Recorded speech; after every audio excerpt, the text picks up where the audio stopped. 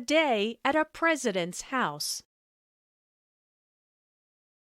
In this conversation, the family goes to Monticello, the home of the third U.S. President, Thomas Jefferson.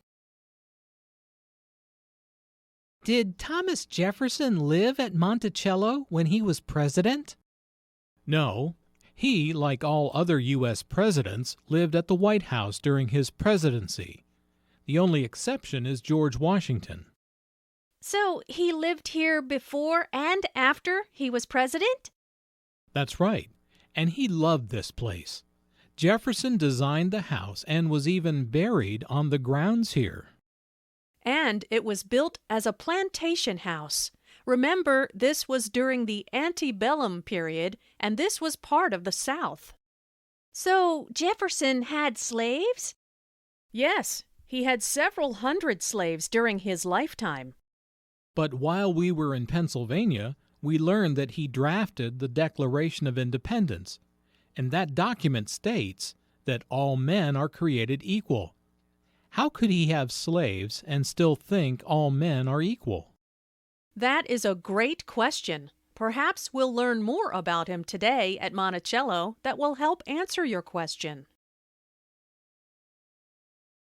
Now, let's review the vocabulary. Thomas Jefferson was the third President of the United States. Monticello was the home of Thomas Jefferson.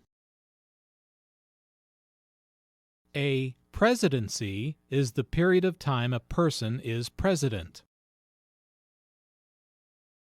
To bury someone means that a person who is no longer alive is placed in a grave, a hole in the ground that is covered with dirt after the body is placed in it.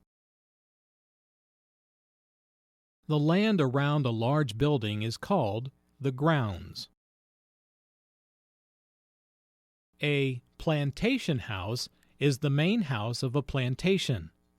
A plantation is a large area of land where crops, such as cotton or wheat, are grown.